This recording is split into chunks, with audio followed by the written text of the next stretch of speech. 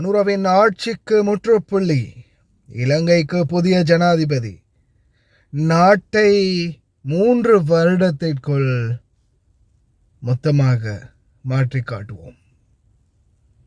புதிய ஜனாதிபதி அவர்கள் யார் என்பதை விரைவில் நீங்கள் காணப்போகிறீர்கள். இந்த நாடு மொத்தமாக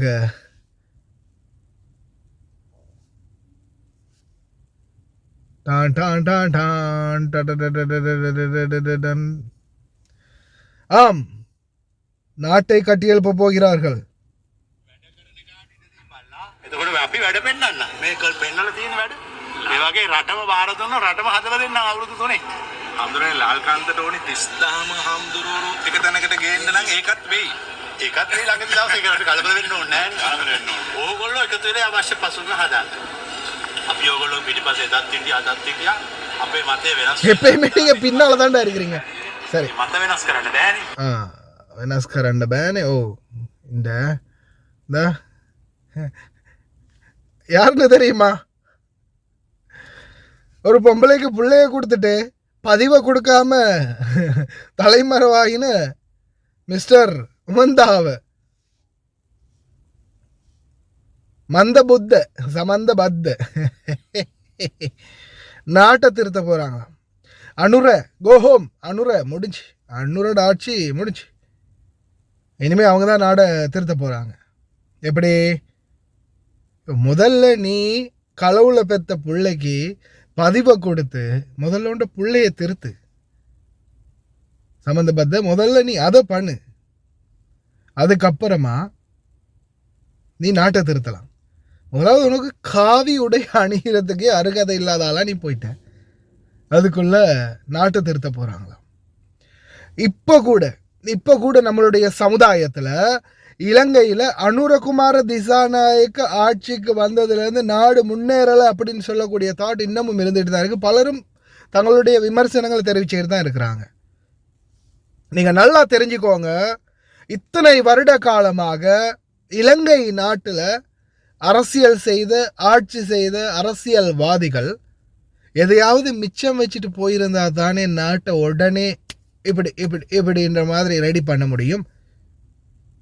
நாட்டையே மொத்தமாக சூறையாடி நாட்டை கொண்டு போய் ஒவ்வொரு நாடுகள்கிட்டையும் அடகு வச்சு ஒட்டு மொத்தமாக நாடையே வங்குரோத்து நிலைக்கு தள்ளி வச்சுட்டு போயிருக்கிறாங்க. இன்றைக்கு எங்களுடைய முஸ்லீம் அரசியல்வாதிகள் ஒவ்வொருத்தரும் வாய்கிலேயே தொண்டைக்கிலேயே உட்காந்து ஒவ்வொரு கதை பேசுகிறாங்க. ரவுஃப் ஹக்கீம்லேருந்து ரிஷாட்லேருந்து ஒவ்வொரு அமைச்சர்களும் நீங்கள் பேசுகிறீங்க தொண்டைக்கிலேயே பாராளுமன்றத்தில். சரி, இவ்வளோ காலமாக அவனுங்களோட தானே ஆட்சியில் இருந்தீங்க.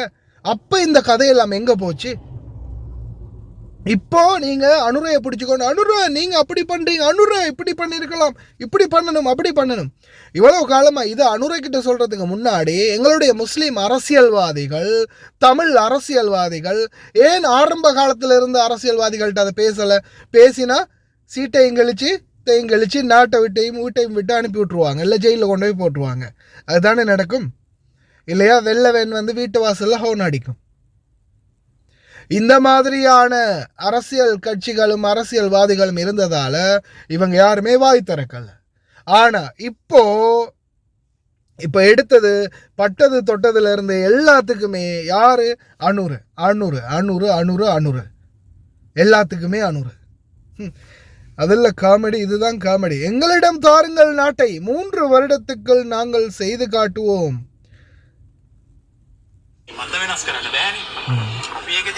முதல்ல பெத்த பிள்ளைக்கு நீ பதிவை கொடு, அதுக்கப்புறம் அந்த காவி உடைய அணி.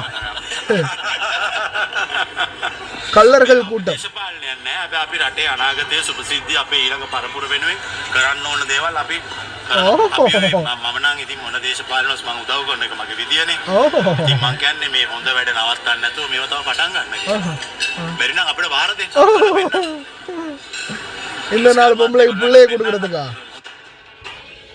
இன்னும் 4 பொம்பளைக்கு பிள்ளைய கொடுக்கறதுக்கா? நீ நாட்டையெல்லாம் கட்டி எழுப்ப மாட்டீங்க, வேணா 4 பேரை கட்டி பிடிச்சி இன்னும் 4 பிள்ளைய கொடுப்பீங்க. அதுதான் உங்களுடைய பவர். அவ்வளவுதான் இருக்குது உங்கள்கிட்ட, ஆளும் மண்டையும். மக்களே, நான் மறுபடியும் சொல்கிறேன், ஒவ்வொரு விடயங்கள்லையும் மாற்றங்கள் வரும்போது எதிர்ப்புகளும் சேர்ந்து வரும். அதே போல் வெளிநாடுகளில் இருக்கக்கூடிய நாங்கள் இன்றைக்குமே அரசாங்கத்தால் எங்களுக்கு எந்த ஒரு பெனிஃபிட்டுமே கிடைக்கல. இன்றைக்கும் ஒதுக்கப்பட்ட சமுதாயமாக தான் வெளிநாட்டில் இருக்கக்கூடிய நாங்கள் இருக்கிறோம். இருந்தாலும் அதற்கும் சேர்த்து அரசாங்கத்துக்கிட்ட எங்களுடைய கோரிக்கைகளை முன்வைக்கிறதுக்கான முயற்சிகள் முன்னெடுக்கப்படணும். ஆனால் படலை. ஏன்னா யாருமே இல்லை. இப்போ சாதாரணமாக இப்போ நான்லாம் நாட்டில் இருந்தால் நேரடியாக ஜனாதிபதியை சந்தித்து பல விடயங்கள் எங்களுடைய சகோதரர்கள் தொழிலாளர்கள் இன்றைக்கு வரைக்கும் என்னோட கிட்டத்தட்ட 50,000க்கு மேற்பட்ட பேர் பர்சனலாக பேசின ஒவ்வொரு ரெக்கார்ட்ஸும் என்கிட்ட இருக்குது. ஒவ்வொன்றையும் கொண்டு போய் காட்ட முடியும். இந்த பாருங்கள், தொழிலாளர்களுடைய பிரச்சனை என்ன, அவங்களுடைய கஷ்டம் என்ன, அவங்க படக்கூடிய வேதனைகள் என்ன, துன்பங்கள் என்ன, நாட்டுக்கு டொலர் அனுப்புகிறாங்க, எந்த மாதிரி கஷ்டப்பட்டு அனுப்புகிறாங்கன்றது தெரியுமா அப்படின்றத அழகாக சுட்டி காட்ட முடியும். ஆனால் நாட்டில் இது வரைக்கும் பெருசாக யாரும் முயற்சி எடுத்த மாதிரி தெரியல. முயற்சி எடுத்ததில் ஒரே ஒருத்தர்னா அது பார்த்திங்கன்னா ரட்டவீரு, அந்த சுராக்ஷித ஹேட்டாக் ரட்டவீரு சான்சதை அப்படின்னு சொல்லி துஷார சகோதரர் அவங்களுடைய முயற்சி மட்டும்தானே தவிர மற்றும்படி வேறு யாருமே இது வரைக்கும் எங்களுடைய தொழிலாளர்களுக்காக குரல் கொடுக்கவும் இல்லை, முயற்சி எடுக்கவும் இல்லை. ஆனால் அதுக்குரிய ஏற்பாடுகள் இன்ஷா அல்லாஹ் விரைவில் நாங்கள் முயற்சி எடுப்போம். சோஷியல் மீடியாக்களில் இருக்கக்கூடிய பலருடைய முயற்சிகளால் தான் இன்றைக்கி பல விடயங்களில் மாற்றம் வந்திருக்குது. நாட்டில் அரசியல் மாற்றம் வந்திருக்குது. மக்களுக்கு திருடர்களுடைய முகத்திரையை கிழிச்சதால தான் இன்றைக்கி பல மக்களும் திருடர்களை விரட்டி அடித்தாங்க.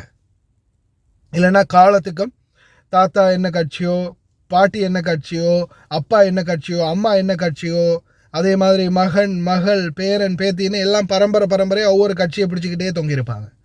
எது எப்படியோ அல்ஹம்துலில்லாஹ் இப்போதைய நிலைமைக்கு நாடு ஒரு அளவுக்கு மாறி வருது. ஆனால் இந்த மாற்றத்தை இன்னும் அதிகமாக முன்னோக்கி எடுத்து போகிறதுக்கு முடிந்த வரைக்கும் நம்மளுடைய சப்போர்ட்டை கொடுப்போம். முடிந்த வரைக்கும் திருடர்கள்ட்ட இருந்து இனிமேலாவது நம்மளுடைய நாட்டை பாதுகாத்து நம்மளுடைய எதிர்கால சந்ததிகளாவது கடன் இல்லாத ஒரு நிம்மதியான இந்த வெளிநாடுகளில் அடிமை வாழ்க்கை வாழாமல் நிம்மதியாக சொந்த நாட்டில் வாழ்கிறதுக்கான ஒரு வாய்ப்பை பெற்றுக் கொடுக்கறதுக்கு நம்மளால் முடிந்த முயற்சியை பண்ணுவோம் அப்படின்றது தான் என்னுடைய முக்கியமான கோரிக்கை மக்களிடத்தில். பார்ப்போம். உடனே எடுத்தோம் கவுத்தோன்னு நாட்டை திருத்தவும் முடியாது, நாட்டை நன்னடத்தைப்படுத்தவும் முடியாது, நாட்டை வளமான நாடாக உருவாக்கவும் முடியாது. நாட்டில் வளங்கள் இருந்தும் அந்த வளங்கள் பலராலையும் சூறையாடப்பட்டிருக்குது, பலராலையும் கொள்ளையடிக்கப்பட்டிருக்குது, விற்கப்பட்டிருக்குது. அதெல்லாத்தையும் மீட்டெடுக்கிறதுக்கு காலம் தேவைப்படும். அந்த காலத்தை நாம் கொடுத்தே ஆகணும்.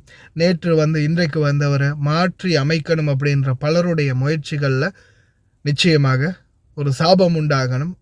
இந்த அரசாங்கம் இனிமேலாவது இன்னும் கொஞ்சம் அடியெடுத்து வைத்து நல்லபடியாக நாட்டை கட்டியெழுப்பணும் அப்படின்னு நாமளும் பிரார்த்தனை பண்ணுவோம். முடிந்த வரைக்கும் பொறுமையாக இருந்து போராடுவோம். பார்க்கலாம் வெளிநாடு தொழிலாளர்களுக்கான சலுகைகள் என்ன அடுத்தடுத்து வருதுன்னு. அதற்கான முயற்சிகளை முன்னெடுப்போம்.